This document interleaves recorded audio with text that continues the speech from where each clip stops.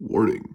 Channel Robozoid contains adult language, adult content, strong opinions, and verbal brutality. Viewer discretion is advised.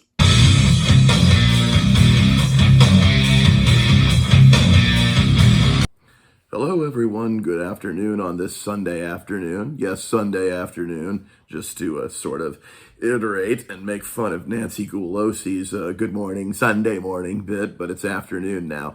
Yes, it is I, the Robozoid, your semi-likable and occasionally tolerable curmudgeon of the Rumble and YouTube airwaves, feeling no like, no tolerance, for once again, you've got the usual crop of black Democrats bitching and whining, boo-hoo, whining and crying about black rights and again the Civil War and bringing up all this crap that has already been discussed before.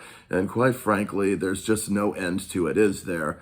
We're going to start, of course, with the clucking harridans on the spew, who are still making a big stink out of race, as we have a little conversation here between both Whoopi Goldturd and Cloudy Holston.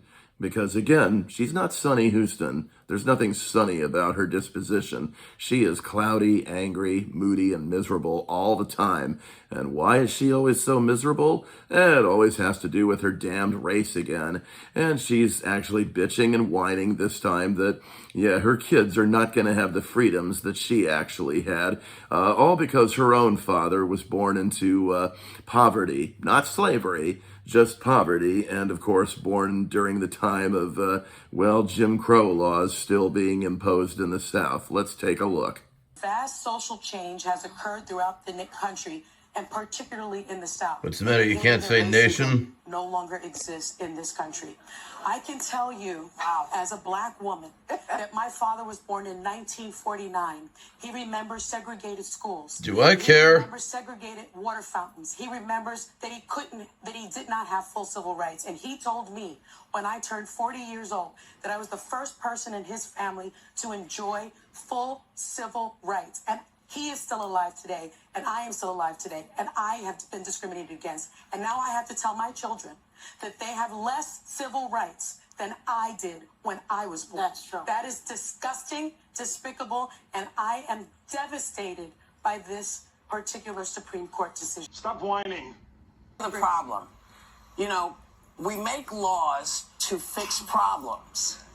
We put the Voting Rights Act together because there was an issue. Because they were keeping people from voting. Right. They were literally people who shouldn't vote. Shooting people. They were running them down with dogs to keep them from dogs voting. Like you. Okay, let's start with that. So when they say that problem is gone, it's not gone. No. Because you're still doing it. You're still doing it. And what I don't understand is what is everybody so afraid of? Because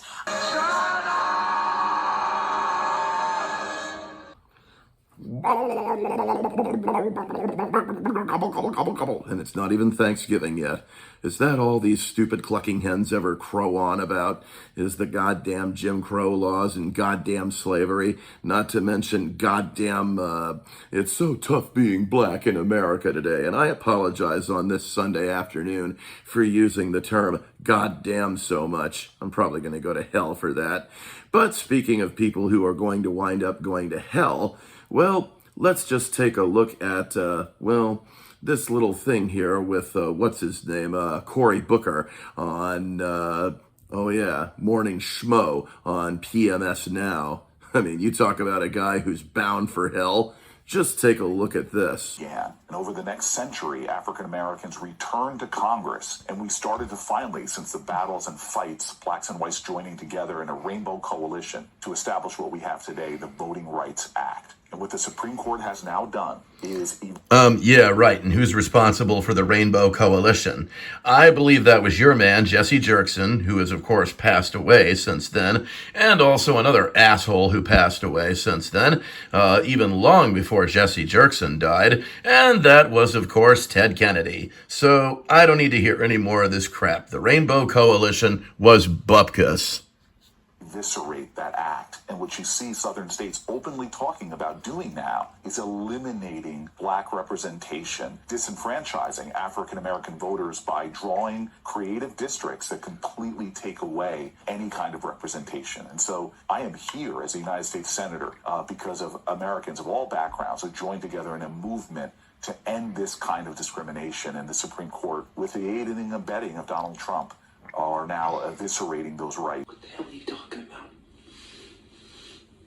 Who are you talking to? I guess the focus is all on two states in particular. That would be Massachusetts, which of course largely, well, being a northern state, ended up voting wildly Democrat, and of course Tennessee, which actually overwhelmingly voted for Trump. Let's just take a look and compare the maps, okay? This, as you know, is a map of Massachusetts.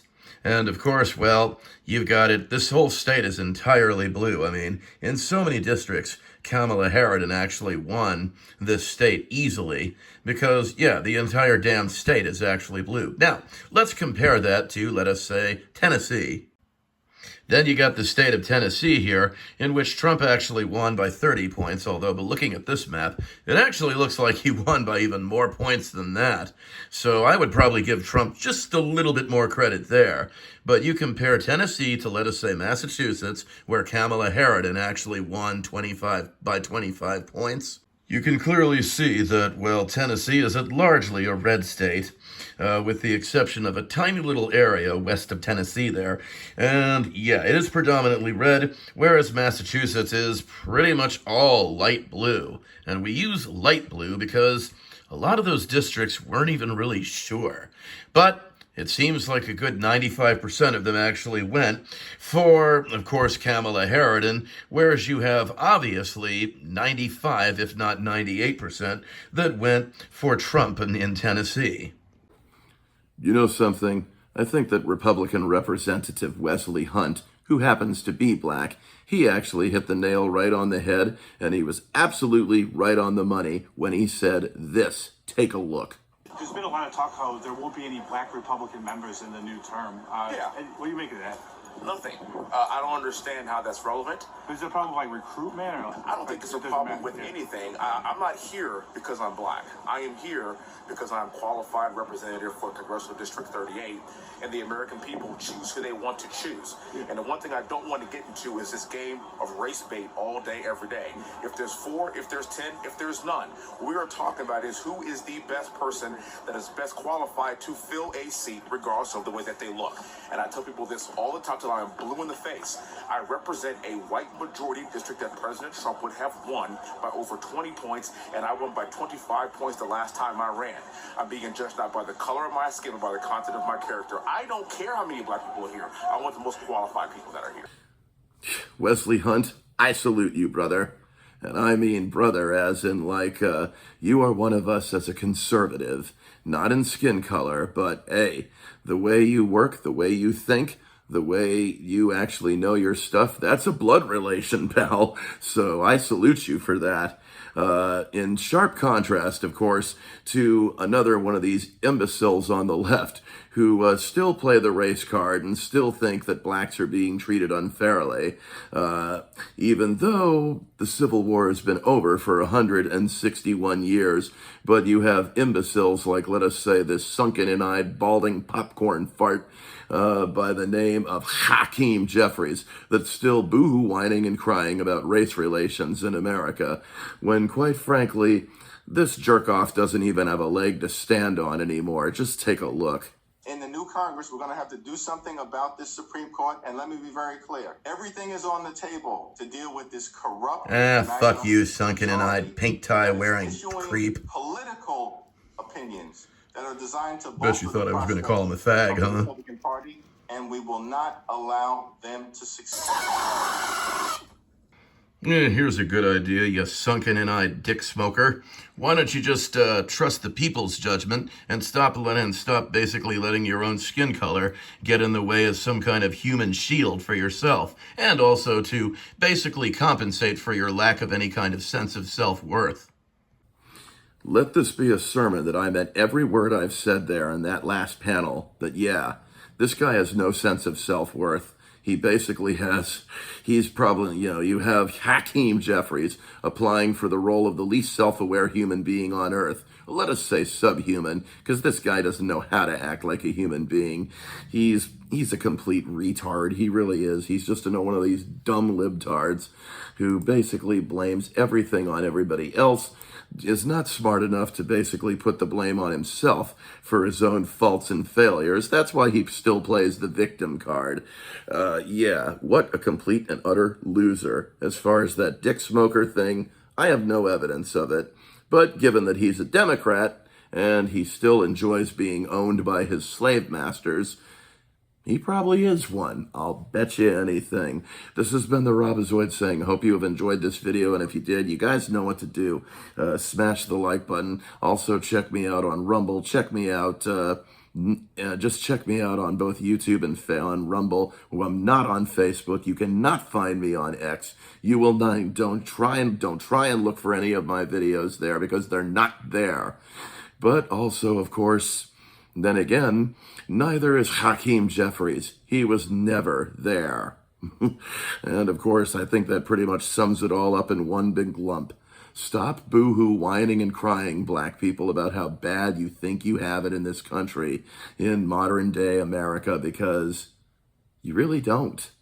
You couldn't have it any better right now in 2026 America than you would anywhere else. And that's an absolute fact. You can take that to the bank, jank. That's a fact, Jack. Be here or be absolutely nowhere. And remember, if you're going to act like a snob, don't try to do it with Rob.